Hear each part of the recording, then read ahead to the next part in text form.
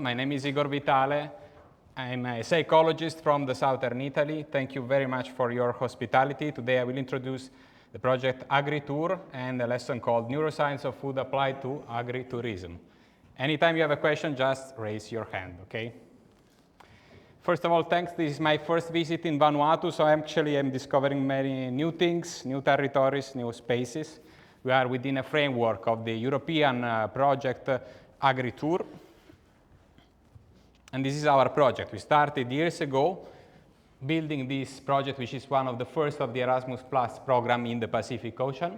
It's called the Agriculture and Tourism Alliance, from farm to fork applied to the Pacific Ocean agritourism.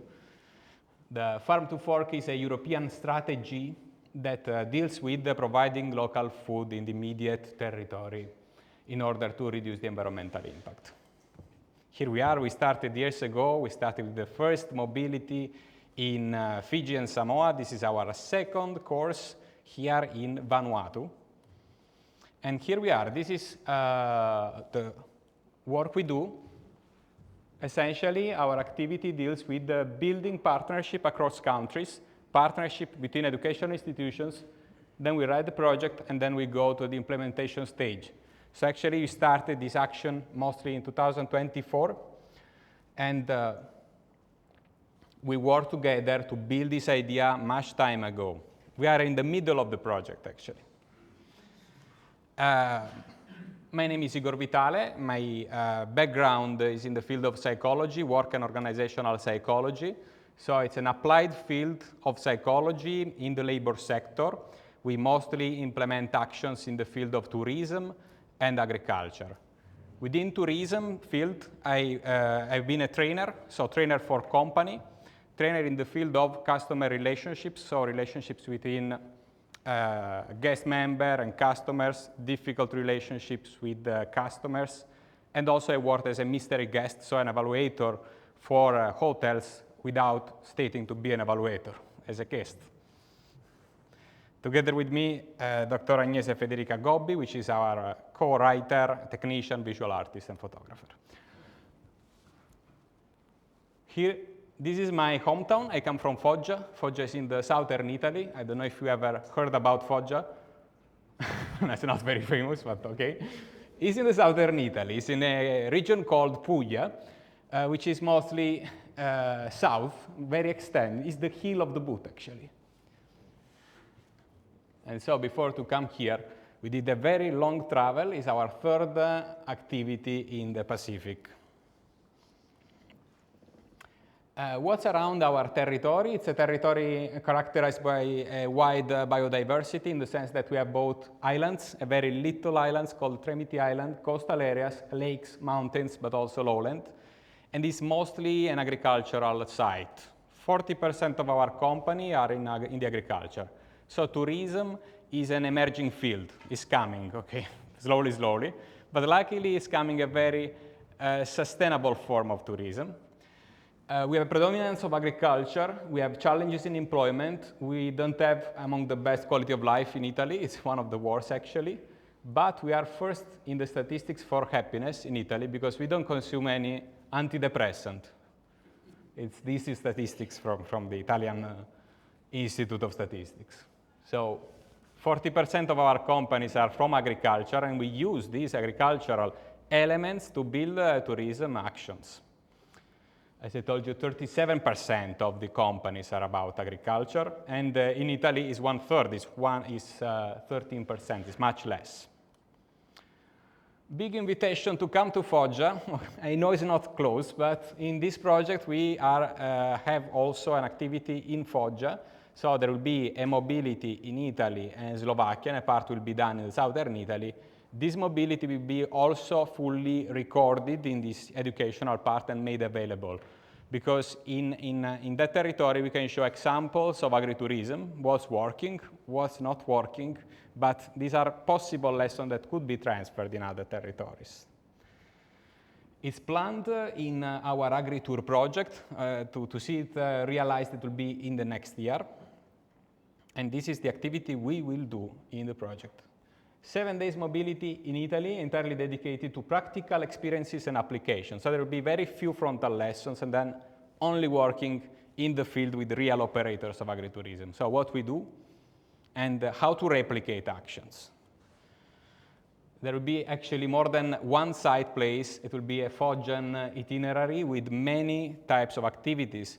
This is helpful because if you want to replicate actions, it's better to have maybe focus on 6, 7, 8 types of activities and then check what's better in your territory, what can work better.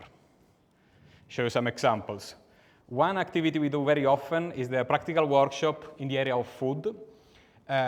This workshop is a workshop in which we go from sourcing to transformation in the kitchen. So we actually go in the territory, check, found the materials, replicate, and put them into a framework of haute cuisine. Our co-training is Chef Domenico Cilenti, who is a Michelin star chef. And another action we do, another activity, I will show you this in details after, and we'll show you also the strategies we apply in the agritourism field in order to make attractive a form of experiential learning in a rural area.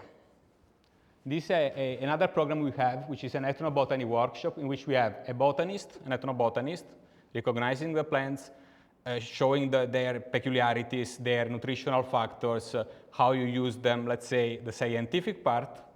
Then, depending on what we find, we bring them in the kitchen and we transform them in palatable dishes and in a very nice format.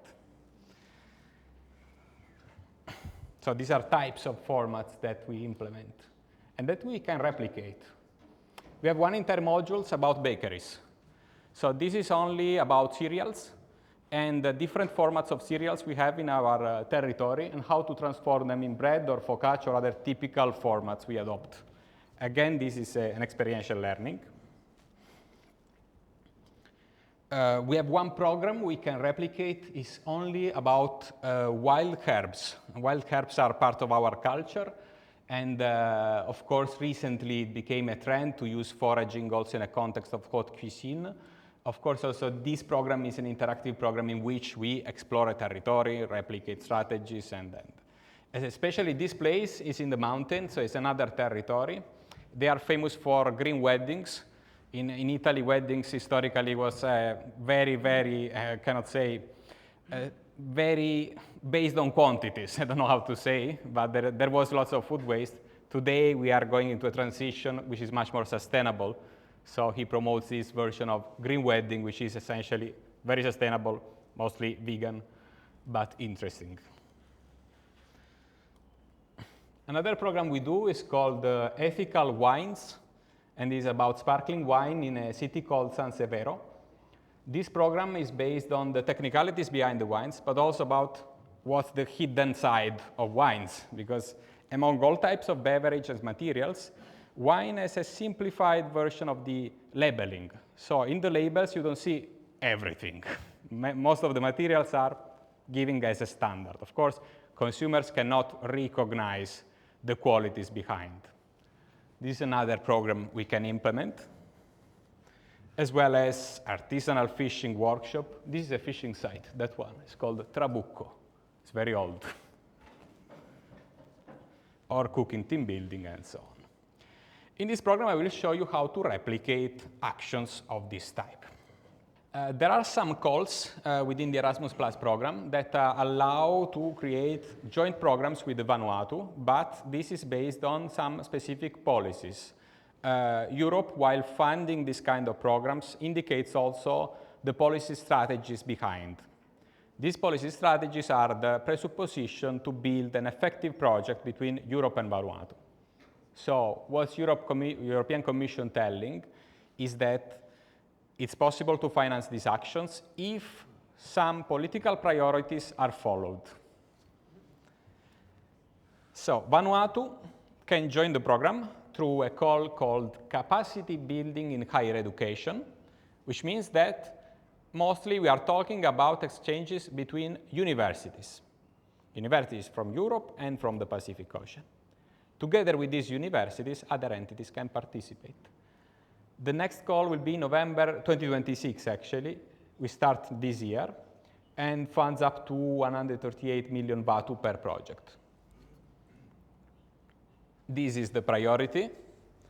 It's called Global Gateway Strategy. This strategy tells state by state what are the priorities. Do you know which priorities do we have in Vanuatu? Do you imagine? Which kind of topics Europe is funding? What can be? Do you have an idea? Here we are. Climate and energy. First, oceans, green transition and climate resilient rural development. This is the first. Then we have regional trades and digital connectivity. These are very wide frames, okay? This is not meaning, okay, the project has to be only about the ocean. Ocean is the frame, then the topic will be specific. As you can see, agritourism is not here, but it was approved because agritourism is within climate and energy, within the green transition. And also, the second presupposition is to follow a big agreement between many countries, including Vanuatu and Europe, which is called the Samoa Agreement, which includes as well Vanuatu. Here we are with the topics. As you can see, topics are truly different and cover a very wide set of actions. Environmental sustainability, inclusive and sustainable economic development, ocean again, security, human rights. These are the frames we adopt. Here we are with the Samoa Agreement. It's 170 pages, so it's long. I will attach to the materials. Let's go to the neuroscience of food. I will talk to you today about a specific angle of neuroscience of food, which are the experiential activities in agritourism and applied social psychology for promoting sustainable and healthy consumption. It's a very wide topic. It's dealing with the neuroscience of food, but applied in a way which is ethical. It's a way to promote sustainable food, which is, in my opinion, a challenge. It's not easy at all. The concept is very wide, okay? Because attached to food, we have many other things, many other elements that relate to food. So if I want to study psychological our relationship with food, I will not cross only food. I will pass through many other concepts which are related to food. Some of them more obvious, some of them less obvious, but all important to build an effective service product which rotates around food. Culture, for example. We have a strong food culture that truly impacts on the way in which we eat food. Second is nutrition.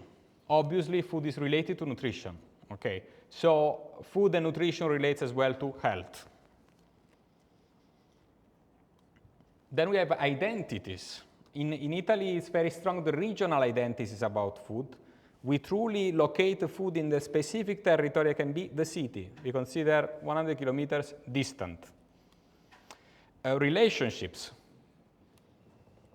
Ethics. This is more complex to be studied, but possible. Geography, a lot. Survival. Psychological health. Of course, there are non-healthy psychological relationships with food and eating disorders, as well as taste and cost and many, many other factors. And decision-making, how we promote sustainable consumption is not easy, as well as storytelling around food. So when we study behaviors and food, we are studying potentially a million other things. In our research and our practice, we should be very clear with the direction of our actions. So there is an intersection of neuroscience and food. This may seem futuristic. I will show you that can be transformed in real practices. So it's essential to study human behaviors in relation to food, since it regulates society, economics, general health, and well-being. I show you this scheme. Years ago, tendentially, neuroscience of food was studying mostly how to motivate people to eat some specific products for industrial purposes. I mean, if I identify strategies that can motivate people to eat, of course, there is a potential economy behind, because I can build products that truly are more attractive than others. So the early research was very basic, very raw, was only studying essentially how to attract people to eat something. But of course, this is not completely ethical. And today, studies are going forward a direction which is more ethical. How to attract people to eat something healthy and sustainable, which is paradoxically more difficult, even if we all know that healthy and sustainable food is an advantage, is a plus, so why should it be difficult? This is a map showing that behind in the experience of eating, we may involve a very complex set of areas. This one is the area of motivation. It's called the reward circuit. It's not one area, it's a set of circuits. It's an area of our brain related to pleasure, motivation, something we want, something we desire, wish, motivation. So when this area is activated, our brain is telling, I like this, okay, I want this, essentially. But this is the more simple. Then we have areas related to evaluation, for example. We have areas related to avoiding. Tendentially, for example, we activate areas of avoiding mostly with novel foods, so foods that we don't know. Okay, familiarity is a factor. Then we have areas related to memories, to choice, anxiety, experience value. So the neuroscience of food is studying this, is studying how we interact with several food options and describe some strategies to encourage sustainable food consumption. So essentially, the neuroscience research studies what areas of the brain activates during a task. Now we will see how to transfer this knowledge in an applied setting, okay, a restaurant, an agritourism, a touristic experience. For studies, focus on the activation of the reward circuit. I like this, I don't like this. Very simple, without even studying clusters of clients that may have individual characteristics. Today, the idea is to cluster different types of customers and study the differences in brain reactions. So it seems very futuristic and applied in an experimental settings, but in reality, there are lots of studies that try to transfer this knowledge in real contexts. So the focus is mainly on studying neural correlates of human food interactions. In this workshop, we will study how to apply this science in real context of agritourism. But we have a big question. What is an agritourism? Do you have a definition? If you want to describe an agritourism with your words, somebody with an idea, raise your hand. There is no one definition, so maybe you have an idea?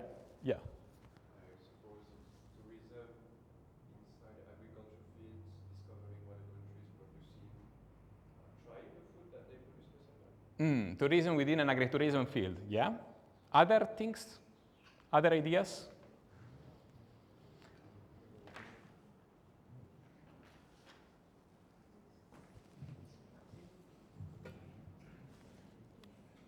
Definitions are many.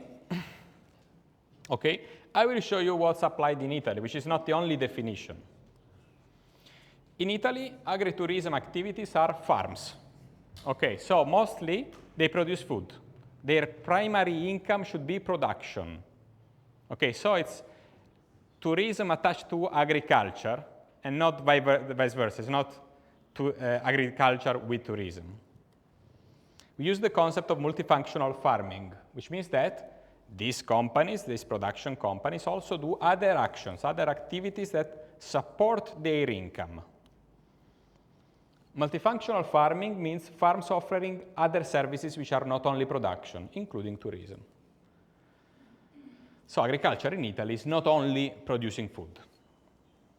What's inside the agritourism law? Just to show you the multidimensionality of agritourism. It's not one thing. Yes, it's agriculture and tourism together. It's a farm company offering services of tourism. But what services? The law is clarifying. One is restaurant. Second is accommodations, of course with some criteria, farm stays. Then we have educational farming, which is education in farming settings, for example, for schools, for customers, for families, for recreation, but education. Then we have social agriculture, involving people, vulnerable people, into an agricultural setting, also for therapeutic reasons. Animal-assisted therapy, rural-centered therapy, and so on, are within this one. Recreational and cultural activities are again within an agritourism action. So agritourism means market diversification. Instead of only producing food, agricultural companies can offer other types of services, can differentiate their offer, and attract more customers in many different ways. Now we have a problem. Market diversification, so offering many services for a farming company, requires also competence diversification. I need to be able to make all these things together, right? There are a million things. Here we are with our law showing that actually this is dealing with many, many services. What's important? This in Italy seems working. We did the law 20 years ago, and today statistics tells that 20% of the GDP in agriculture in Italy are secondary activities. The budget, 1 out of 5 of the budget, is built on secondary activities. So this means that this is helping the farming companies to make revenue. 6.2 billion is not enormous, but it's something. And this policy also shows that it seems effective because it covers 30% of the total value in Europe. Now I have a big question, why it works so well if tourism is there, accommodation are there, restaurants are not missing, and so on. The services offered by an agritourism more or less can exist also in other formats. You can have an hotel in a rural area and offer accommodation. You can open a restaurant and so on. Why it's working? There is a reason. The Italian state recognized the social value of agritourism in a very concrete way. Which one? The very concrete way is that if you do an agritourism in Italy, you have a fiscal advantage. Italy, which is a very expensive country for taxes, we pay over the 60% of taxes, reduce a little bit the taxes if you comply with agritourism rules, which are not only offering restaurant accommodation and so on, you have to follow some rules, giving the social value behind the agritourism. If you do educational farming, your invoice will have less taxes, but you have to demonstrate the educational value behind. You have to follow some rules. If you do a restaurant in an agritourism sector, you have to comply with a set of sustainability variables. For example, you have to buy only local ingredients. You cannot go beyond. And if you do it, and they discover you, there is a big fine. And it happened, unlucky. Fiscal advantage, of course, goes with specific regulation. So essentially, the Italian case shows that this kind of regulations, okay, can truly help the sector, even if we have 116 different regulations about agritourism, so it's very deeply regulated. And regulations are very sectoral. So there is a regulation for olive oil tourism, there is a regulation about wine tourism. It's very distinct. Okay, so you have a tax advantage, but you have to study a lot of policies in order to comply with all the rules. At the same time, these rules allow agritourism to be very distinct from other types of tourism. Okay, you have to follow the social value, you have to follow the environmental rules, and then you may have a fiscal advantage. And compliance is strict. Okay, these regulations are very articulated. Non-compliance implies big fines, so it's everything about the economies. Okay. Here we are. The red line from 2009, the law was in 2006. In 2009, they actually started to increase a lot the income of the secondary activities. What you see here, 2019, of course, you may recognize the year, is the year of the COVID. So, of course, it decreased, but then moved back. There are different services. This is the ranking of the services that worked better for an economic result. Recreational activities is the lowest, also because it's overlapping with other forms of activities. Accommodation is slightly better. So imagine, of course, in the mindset of tourism, accommodation should be the first, but in reality, agritourism offer also very short vacation trips. Restaurants are performing better. And the service which is working better than everything is the food tasting. Short version, experiential tourism, very brief interaction. Mostly everything about food seems work better than other classical revenue areas like the accommodation. That should be the main driver. So the first question is, when does an agritourism experience start? We may say, from the experience, when the customers are coming, right? That's the moment. They access your company, you present, I don't know, your educational activity, you present your restaurant, your food tasting, starts there. Is this true, or maybe starts before that? In the mind of the customer, when the experience is starting?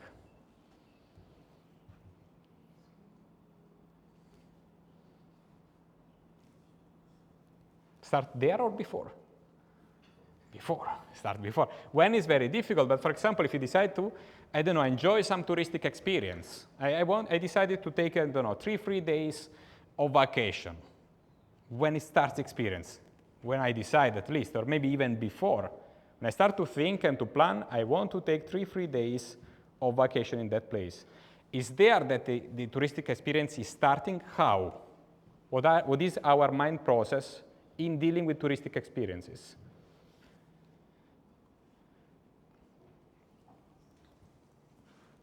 We have a before and an after, and the activity starts before because we start to have expectations, memories, planning of timing, planning of costs. You start to think if the cost is value. You start even to imagine how can be the touristic activities. So you actually follow a set of processes that can be good or not. What's inside the agritourism experience? Many things, multidimensional. We've shown before, this is the Italian law, of course, can be more or less regulated, but we may have food tasting. We've seen that food tasting, despite it's brief, despite it's not maybe the highest cost per customer, is the biggest revenue in Italy, so it worked. Educational farming, restaurant activities, breakfast, cooking classes, recreational activities, all forms of cultural activities. Of course, the way in which we imagine and the implication of every of these experiences depends on how we promote it and what we say and what happens before, and also, let's say, the psychology of customers. Psychology of customer is very individual, okay? Every person is different in the way in which she travels. Those planning everything, those like to improvise, those deciding last minute, those reserving the year before. There are customers, I don't know, visiting the same place. I know customers that visit the same place for 10 years in a row, 20 years in a row, and others that maybe prefer to variate every time. What's before? What happens before? Expectations is the keyword.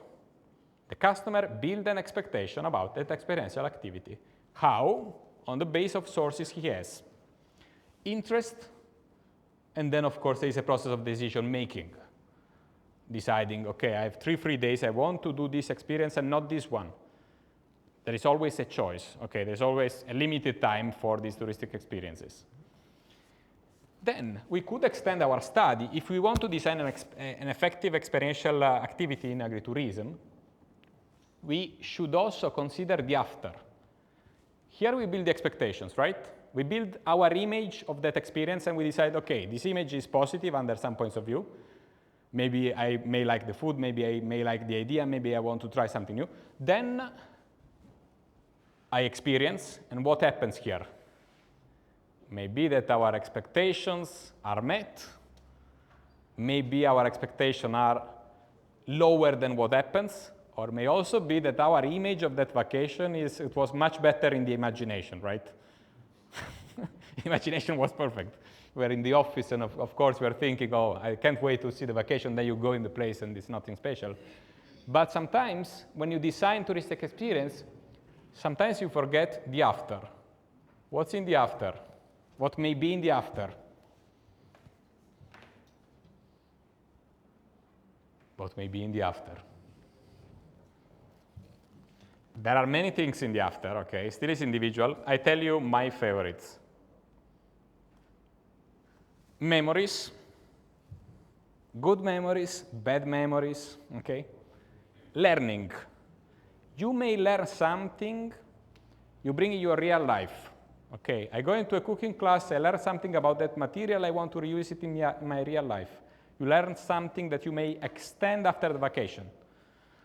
And then, of course, willingness to return. Also, this is important on the economic perspective. But again, here depends truly on your capacity to motivate customers, but also to tell something new. It's true, you could point to that customers that truly likes to repeat experiences, but there are not so many.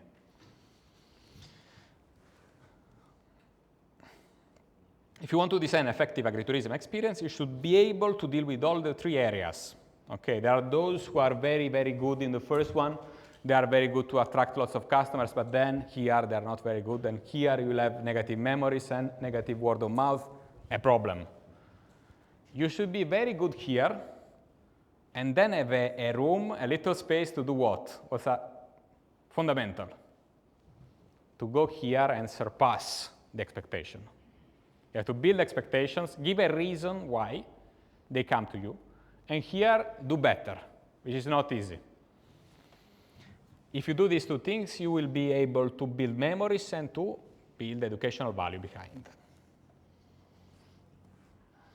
Of course, expectations are everything in how we build reactions. There are lots of studies showing that if you manipulate the experimental session and you give some indication before to taste the food, the taste of the food will change in some way.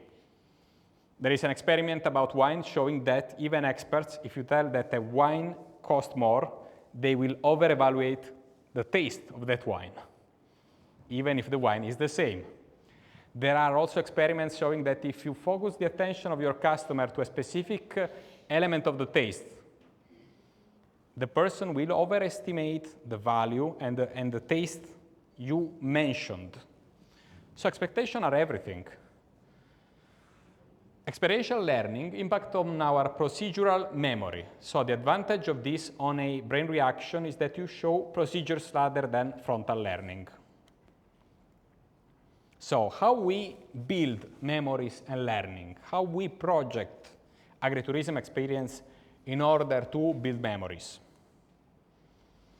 First, the expectation you build, put a frame.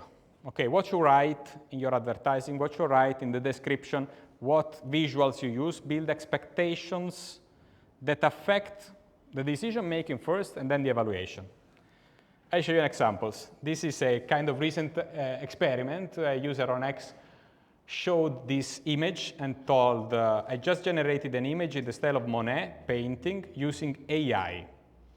Please describe in as much detail as possible what makes this inferior to a real Monet painting.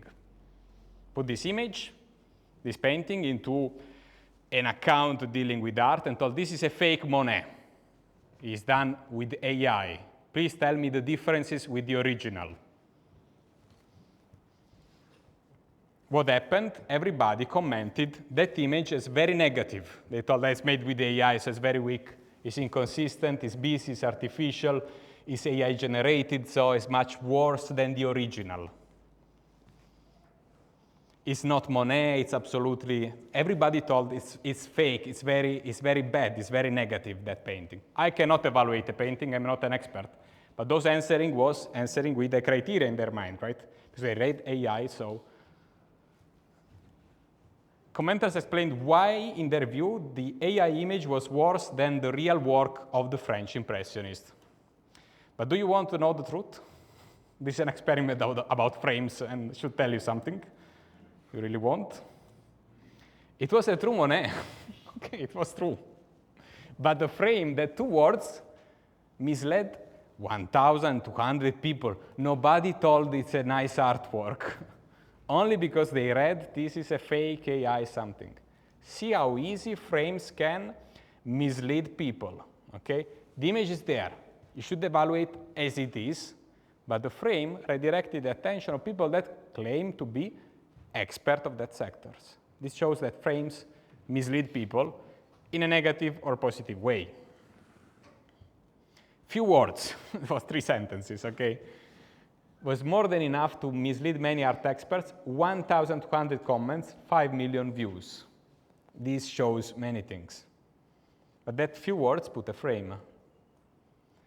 And the frame directs your attention. If I tell you, oh, check me the errors, they will find the errors. If I give a frame in another direction, I will move the focus of people. So what builds expectation in our agritourism experiences? 1, visuals. 2, texts, words. Cost. Cost is building lots of expectation, okay? Experiences of previous customers, storytelling of other customers. Contextual factors, where you are. But first, expectations are something we build autonomously. People build expectation in an automatic way, okay? Our brain requires to anticipate the reality, forecast potential risks, and seek for positive experiences. We do this automatically, okay? We do even when we meet people. Without knowing that person, we'll build an impression of that person. Do you know how much time a person needs to build an expectation on somebody? Seconds. Even less than seconds. There is a study showing that we build evaluation on people on 0.1 seconds. Why we are so fast? Why 0.1 second? Why we react so fast? We react so fast for a reason. We need to understand reality very fast, to understand if something is danger, is risk, or is pleasure. We need to be fast. Then, is it accurate to understand people in 0.1 second? No. Sometimes we do very similar things also when deciding what services to follow. There is an impression, it's a mix of factors. Very briefly, understand I may like it, but then I don't do an assessment. Of course, it's not enough, 0.1 seconds to understand people's personalities. Our brain goes so fast because we need to process reality, anticipate risks very fast. This happens because we have to understand, especially risks, very fast.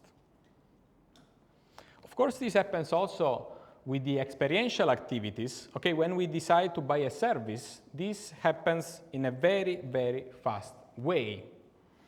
And also, sometimes in the interaction we have with the service, we can easily modify our evaluation of what's happening, okay, even by subtle elements. So let's move back to our, our block. We have the before, we have the agritourism experience, and we have the after, how we work on all of this. In the before, you have to build positive expectations. You have to drive in that way. In the agritourism experience, you should overcome these positive expectations. In the after, you should ensure positive learning and memories. These are the 3 things to do. If you enter here, what expectation you may have? How does it look? Good, bad? More good or more bad?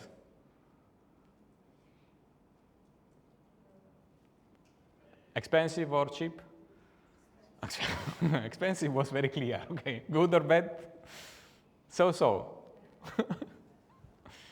You build expectation, whatever happens. Okay, it's very easy. It's very expensive anyhow, so if good all expensive was right, good also is very good. Our mind mostly makes comparative analysis between expectation and reality. So sometimes build enormous expectation is not a true advantage. How we build expectations? Wording in the menu, in the social media. Words drive brain reactions.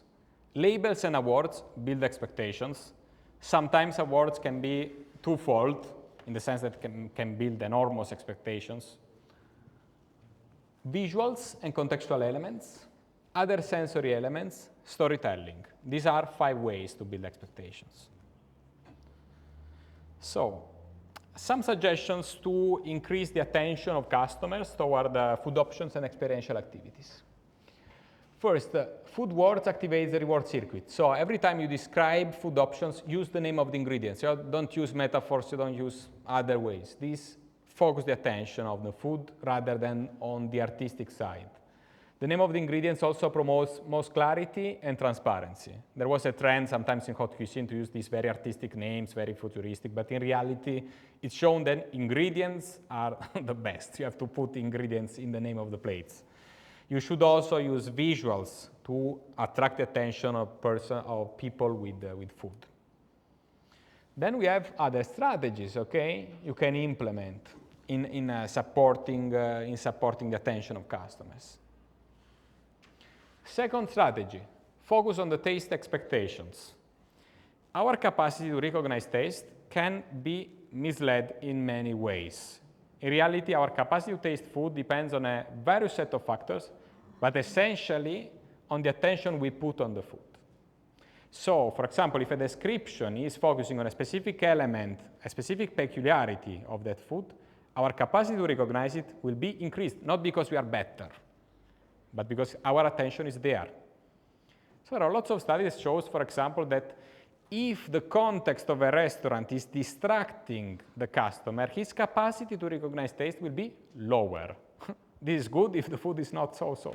But if you put attention in food, you want to focus there. You should not distract your customer. So focus on taste expectations seems simply that before the tasting, you should give some notes, some hints, what to expect, what are the elements. Okay, so anticipate the test. This focus to control and focus. Bring the customer to focus the attention there. If you mention a specific taste, the focus of the customer will be probably there, and therefore, most probably noticing that element of the taste and valorizing. If you don't focus on it, of course, you may eat it mindlessly and forget what's there. Simple rule, but very. Another set of studies is working on the concept of cognitive overload. A set of studies, for example, shown that too many stimulations and too many sounds, so musical elements around food, are decreasing the capacity to recognize taste. So you should not go with too long explanation, cognitive overload, because this reduces the focus.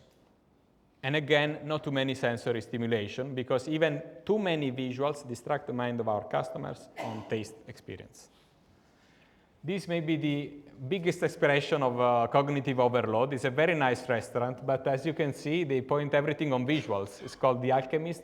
It's a 2 Michelin star restaurant in Denmark. See how many visuals they put. It's very, very beautiful, but my question is, where is food? you think to the visuals, it's a cinema. There is food. For example, this is one. It's maybe an artwork, okay, but you have to eat it. But my question is, how can you focus on food if you have all these visuals?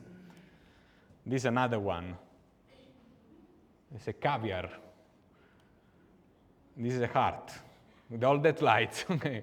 So this is a strategy, okay, to build expectations, but my question is, this is cognitive overload. Okay.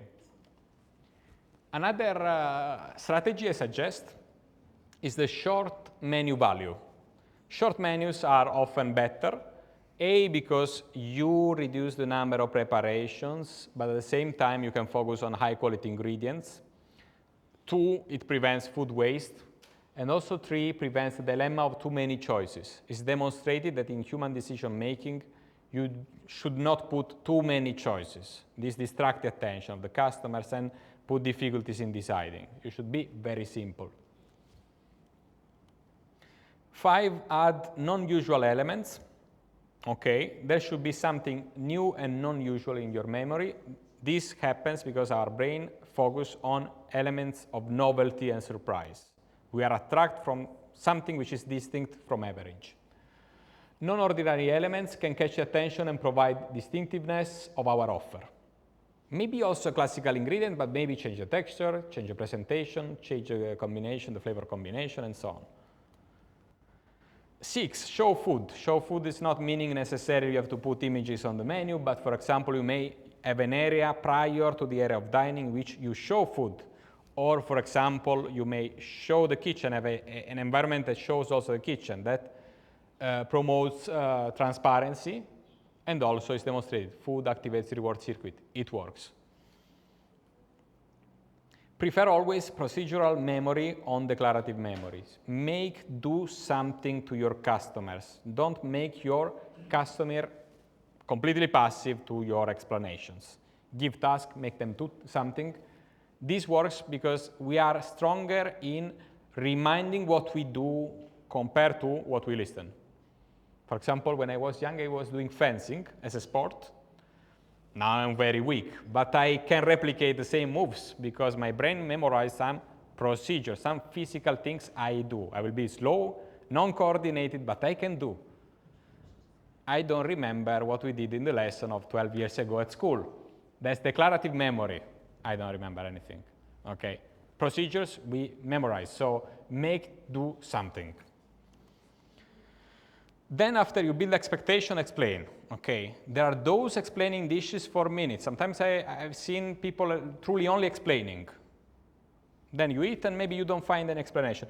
Tell few things, build an expectation, make them taste something, and after you explain, if necessary. Another thing working are logos.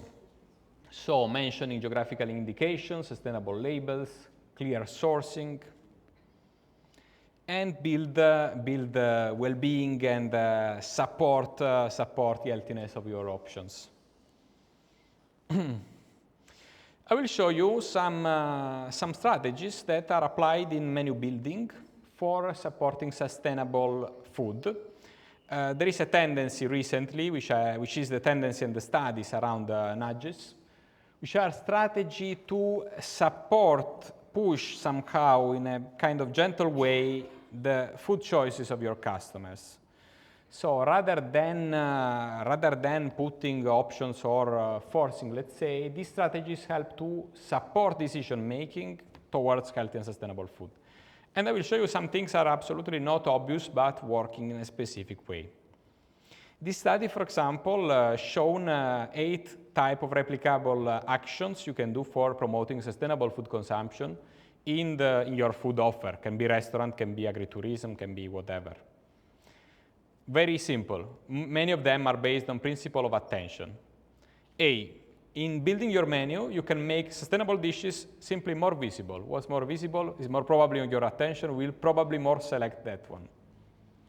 Can be first on the menu, can be dedicated pages, can be bigger fonts, can be whatever. Describe sustainable dishes attractively. This worked in an experimental settings. Describing the sensory element of a sustainable dish increased the consumption and the decision making around it. So adding some descriptors related to the sensory experience, taste, texture, and so on. Make the sustainable choice easier. So for example, you may decide to put your free starter, the gift of the chef, always sustainable.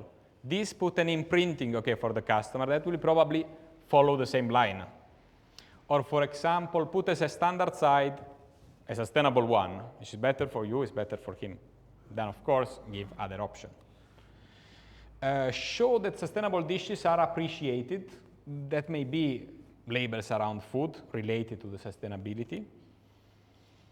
Or put the attention on some elements of your menu through check marks or icons. Or again, use icons or other indicators in the menu. Or also you can decide, for example, as the many things that the waiter may say when presenting something at the table, the waiter, as a standard, will suggest a sustainable option. These simple things are a way to put the attention on that. And this is increasing the sales of that. Another thing you can do is simply, in the building your plate, of course, you may have several elements. You can portion the sustainable part more. This will lead your restaurant to be more sustainable. Now, it's also very, very important to know that sometimes, even if you push people towards healthy and sustainable options, it's not always easy to motivate them enough, because actually we all know what are the sustainable and healthy options, but sometimes we fail. There is a very interesting study that focused on something. Of course, as the many factors you can focus on, of course, for promoting healthy food, you can promote on the sustainability, you can go on low sugar, you can go on low salt, you can go on low fat, and so on. A good proportion of vegetables. There are studies on everything, right? There is one study that catched my attention that showed that studies about pushing healthy options showed that purely informative campaigns fails in promoting health consumption. There are many strategies that we apply not only with food, that try to encourage healthy activities and discourage something that is risky or harmful. We all know, for example, the strategies that years and years ago was introduced on cigarettes. You remember? In Italy, for example, they started to put smoking kills smoking, okay, informative campaigns. Logically, we should say, okay, if somebody is informing me, this will make me change behaviors. In reality, it's shown that this is working so-so or zero. For food, it's working zero, at least in this study. This is a study implemented in a delivery app, so an app in which you order food, okay? You order food, you have a system, an algorithm, a menu, you order food. And of course, in this menu, you may order something very healthy, or you can order something non-healthy. This specific study compared two experimental conditions. Here we are. This is an app, a version of the experimental condition, in which they tried to influence customer to eat less salt. Excess of salt, of course, is unhealthy. First strategy, what they told, is very logical and very, linear. They put a text there, send information telling that healthy adults eat not more than 5 grams of salt per day. Is an information, is very clear. They're telling salt is dangerous. Don't eat salt. Logically, it should work. Second options, instead of telling, hey, salt is dangerous, don't eat salt, it's negative, can harm you, they did another thing. They put several menus. Menu with the salt level, with the regular salt, normal, what we put normally in our foods, or a separate menu, reduced salt, without even telling, hey, salt is negative, salt can be harmful, right? This is more scary, somehow. It's telling, oh, this is dangerous, don't do it. It seems more effective the first, but on a study of almost 1 million orders, 900,000 essentially, they found that this strategy, this one, moved zero, no change, didn't had any significant effect on consumptions. The second one instead produced a significant effect. Telling was the main choice, put the focus on the decision making is more effective than pushing people, telling this is negative, don't do it. Now, very shortly, it will be your turn. I prepared an exercise for you. But we will build together experiential tourism activities. I will show you an example. We can, maybe Agnese, you can help me in giving this. I will show you an example of experiential tourism from Italy. Okay, something we implement regularly. And then we can build one applied in Vanuatu. Okay, we'll try to replicate what we did in the frontal lessons. Of course, consider I'm documented about Vanuatu, but it's my second or third day here, so I may not know all the opportunities and things to do. So this exercise, you have a pen, right? Anyhow, I will show you, before to implement the exercise, I will give you then, I don't know, 10, 15 minutes. I will show you an example of what we do by replicating the strategies, okay? I will show you first an example in Italy, okay? Then we replicate in Vanuatu. Of course, what I told before, these activities are very rooted in the territory. Okay, so of course I will mention things from my hometown. After, you will implement some exercises. Some of you can share, of course, what you did. Let's remind together the steps, because I recognize we did many concepts, okay? First step, you have to describe also in the exercise, build expectations. What we told about expectations? Expectations should be positive, maintained, okay? What you tell, you promise you have to do literally, and then try to exceed a little bit the expectation of people by recognizing the differences of customers. Customers that like surprises, customers that likes literal explanation, and so on. Then you have to describe the experience, what you do. Here, since normally agritourism experience are not working with hundreds of people, sometimes yes, but normally are big, little groups, keep a structure which is semi-structured. Okay, you can improvise a little bit in a controlled way. I will show you what we do normally. So of course, when you have a group of 10 people, you have to be able to adapt, okay, to people differences.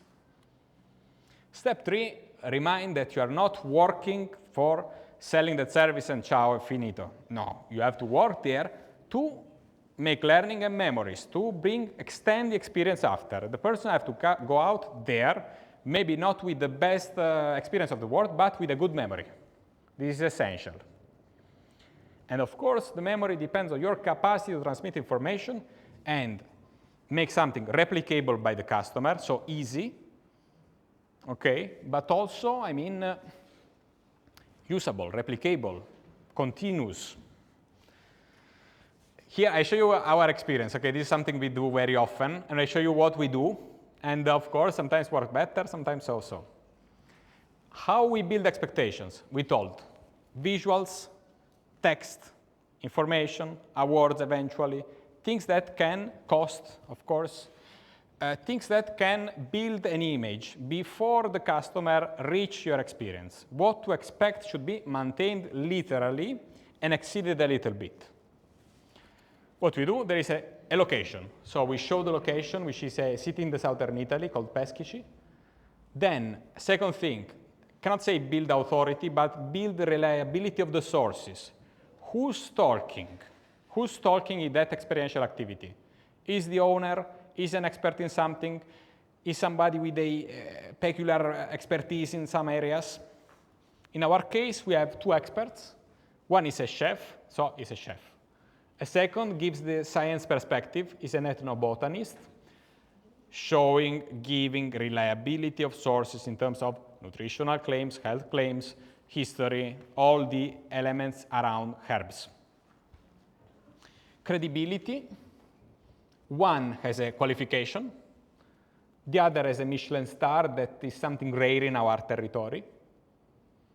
And then distinctiveness, so the adoption, okay, the adoption of geographical indications from our territory. We have labels of geographical indication we use. So this is the location. You can use the location in order to focus the experience of the customer not only on the fact that you reach this place and there is the chef and the ethnobotanist. There are potential other activities, there is a nice context, and so on. Then the expertise. The recognitions were present, but not necessarily, okay? Then distinctiveness. How we make our experience a little bit different by a normal cooking class about Italian food. There are millions, okay? All ingredients are literally from the territory. Even if sometimes we talk about territory. For example, in Italy we use always the same types of food, which are the standards. So, for example, the reference for oysters in the Italian imagination are the French oysters. The reference for shrimps are the Mazzara shrimps in Sicily. So these are very famous as ingredients, very recognized, very appreciated. So if you say French oysters and Mazzara shrimps, you win easily in Italy. But what we are doing, These are not from the territory, this is another region. We truly keep only literally regional ingredients. Why? Because of course the customers may have not tried. These are remote areas. Second, the experience itself. So another characteristics we always implement, we have a cooking class. We have the kitchen with 12 places. We can bring people, show the technicalities, show how to cook, replicate dish, make an experience, they cook, they replicate. Maybe nice, maybe interesting, maybe not. What we do is always implement outdoor and have more than one location. So if we want to bring an experience, we will have the field where we catch the wild carps, the fishing area, the boat, the forest, the mushroom when available, the products from the forest, and so on.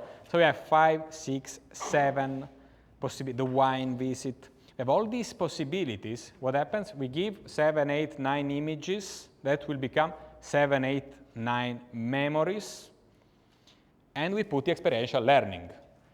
You're not coming there with ingredients ready. You have to catch them in the coastal areas, go on the rocks, find the herbs, recognize them, have the botanist telling, okay, no, this is good, this is not, this, you can cook it in this way, this is the name.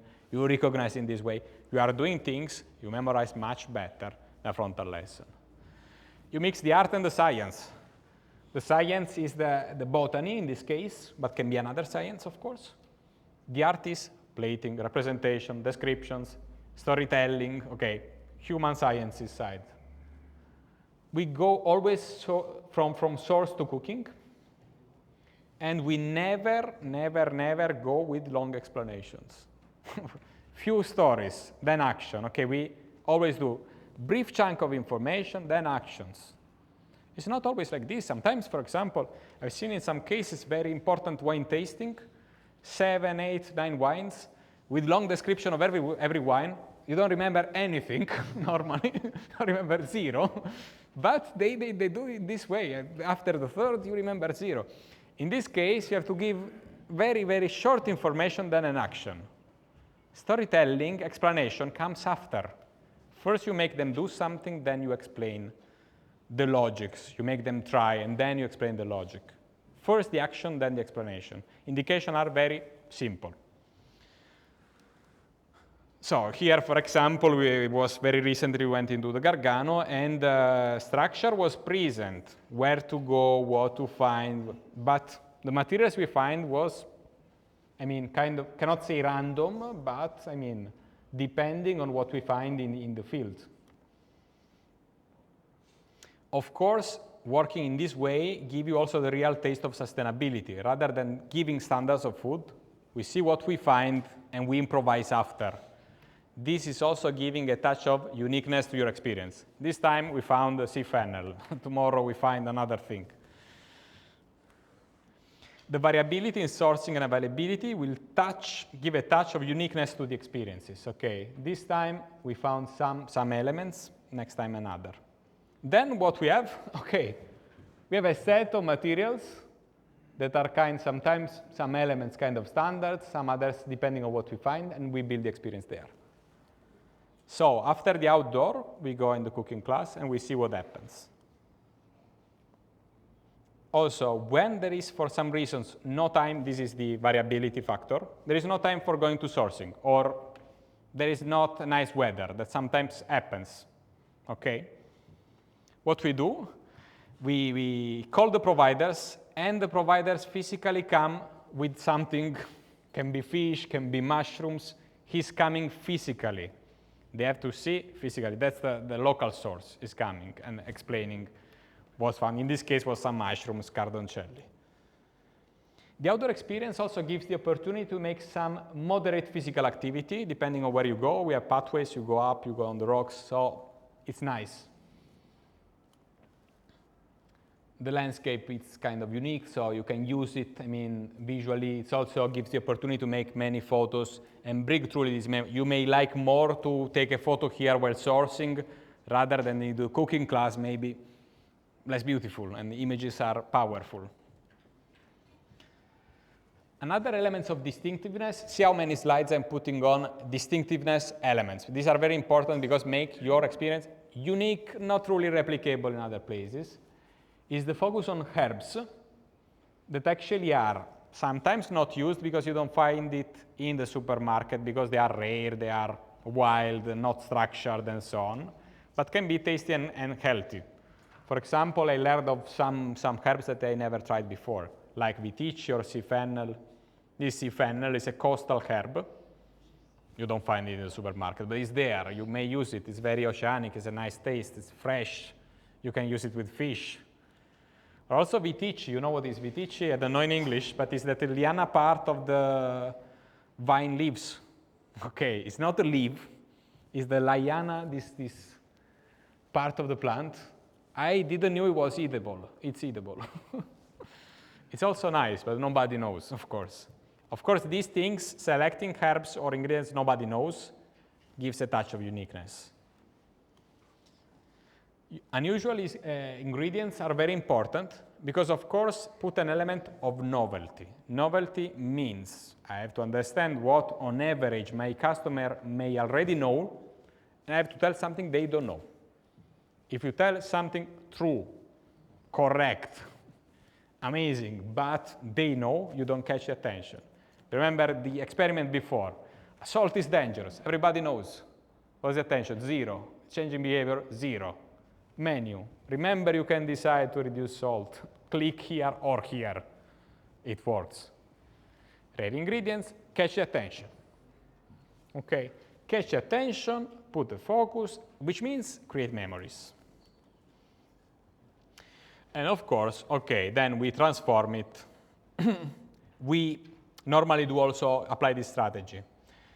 Wild herbs are many, okay, are truly a lot. And of course, normally this knowledge is not known by our customers. If I talk, for example, about the properties of olive oil or tomatoes, everybody will know. Wild herbs, so-so. What we do? We introduce ingredients one by one, depending on what we find. This is Vitalba. And then what we do? We create a base of an ingredient, and we use 5, 6 different types of herbs with different taste. One can be more bitter, one can be more sour, one can have another taste, more sweet, and so on. So what happens? In the tasting, we give a basic element that will be combined with one herb per time, and the flavor of every combination change completely. This was with the fish tartare. See here, you have a little flour, you have something more bitter, you have something more sour. When you taste it, you see the added value of every herb. And you discover also that the food cost of herb is 0, very, very low. So the accent is given on little things. We will not prepare something very complex with 5 different tastes and combinations. One ingredient, one basis, fish tartare, plus the combination of taste. And then we go forward with more advanced options and plating and textures. How we build memory and learning, step 3. We use lots of visuals, which are lots of different landscapes.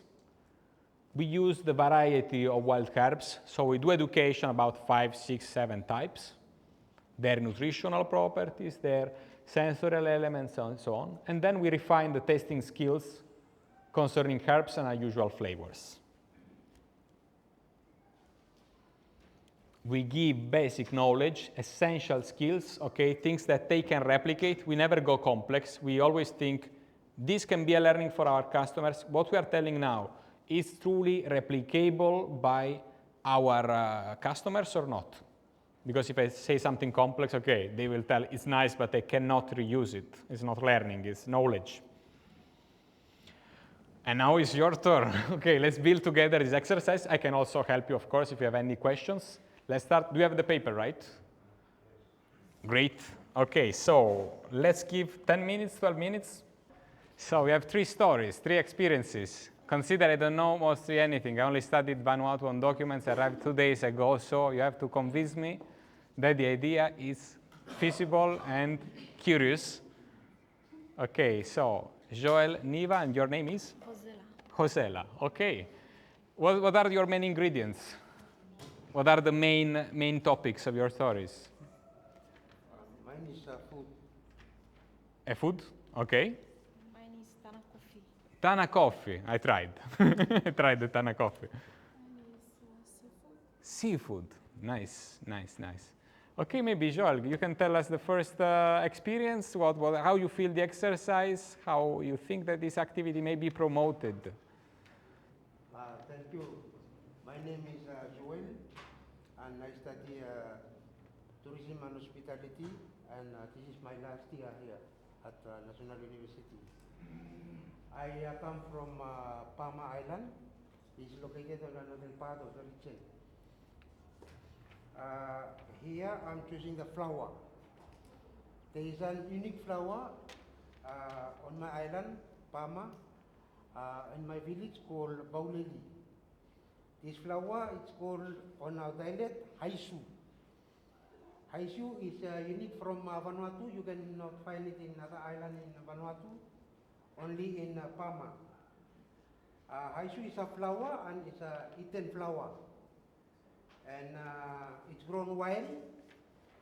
People are collected from the bushes and they eat it. It's grown wild and it tastes like a local chicken.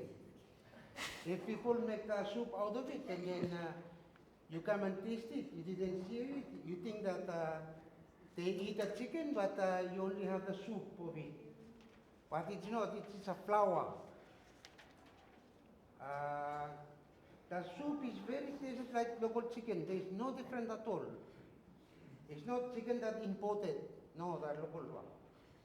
The sustainability part of it, how we'll sustain it is to, I think it's better to build a nursery and then to promote it locally in Vanuatu because we only have this flower, kind of flower, not in the part of the island in Vanuatu.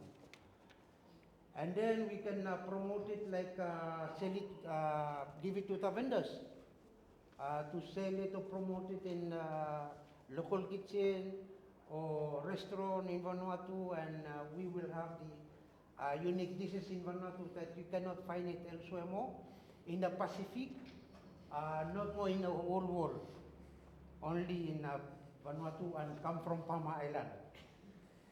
Unique in Vanuatu, unique in the Pacific, and unique from the whole world. Even unique from Italy. Never heard. Thank you. So it's the first vegan chicken. And how do you build the experience? I mean, you expect travelers to go there to find it, to try. Would you give some information before you tell only try it? Or how you build the experience? I suggest that much more better to build a nursery here in Port Vila. Ah, okay. And then to grow them like many as we can, and then we start to build experience by inviting people, Okay. like a tour. Okay. Maybe they will come and visit a kind unique flower, and then they will taste it, and they will never forget it. They will come back. Maybe. Impossible to forget. But raw soup, other versions, it's possible to eat it raw? We do it soup only. But, Only soup. Last year, I started to do raw one with like salad. Oh, it's possible to eat it raw? Yes. Ah, okay, okay, great, great. Because it's a flower, so. Nutritional elements are known or? No research department to that. Oh. No, we have no deep research on it. But it's very interesting. If one day we will, want to make deep research on it to find what element ingredients that it compose. Yeah, that then, would be. we can do so. There is no problem at all. Yeah. Thank you very much. I brought you something from Italy. Maybe you can pair it with the flour. This is from our territory. It's called taralli. You can pair it with meat, cheese. It's taralli. Thank you very much for joining. Thank you. Then, Niva. Your story was about seafood. So all seafood, a specific type, a combination, or how? The seafood is a coconut crab. What is coconut crab? Because Is crab with coconut milk or what is it? No. I'm failing. I think here we say coconut crab because they eat also mainly coconut. Okay. Yes. Ah, they eat coconut. Okay, okay. Yes. So we use coconut crab when we want to eat seafood here. And we prepare with coconut with local coconut milk. Okay. We cook locally in a local style. And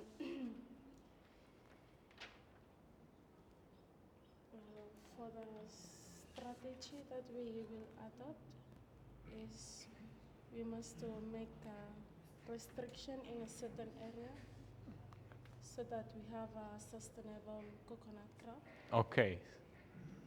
Because normally it's not. It's not you overfish coconut crabs.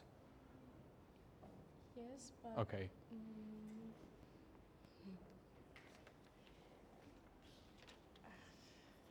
And we target international tourists. Okay. So the coconut crab is unique in Vanuatu, but also we can find in the Pacific, like Okay. for example New Caledonia, but the taste will not be the same as here in Vanuatu. It's local. So the Yes. taste is different. It's Yes. great. Yes. Amazing. Thank you very much. I give you one gift from Italy. Please accept my gift. It's again taralli. It's the same. But it's another other ingredient inside, so they're all different. Thank you. Thank you very much. Thank you. Josipa? Now coffee, right? Yeah. Tana coffee. I tried the Tana coffee. I like it. Okay, But so, yes, how to put into an experience. Yeah. the experience here is a visit tour that I recommend. So Tana Coffee is a business based here in Efate, mainly at Mele Village where I live. Okay. So Tana Coffee is the coffee is planted in Tana Island and then shipped here, packaged and then branded, and then they just package it and then sell it around the island and also export it overseas. So what's the unique thing about Tana Coffee is about the product is fresh, organic, natural, and it motivates us as students and others as well to stay motivated. Okay. Okay. There is the motivation component. Yes. Okay. So the target persona here is foreigners, local, also as university students. The one thing about Tana Coffee is about the taste. The flavor is very unique from other coffee. What is it stronger? Is more acid? Is more sweet? Is how? And there is one variety or more varieties? I don't really know, but Yeah. Nice. Thank you very much. Thank you. I give you a gift from Italy. This is our taralli. Please accept my gift. Thank you. Thank you. Thank you very much.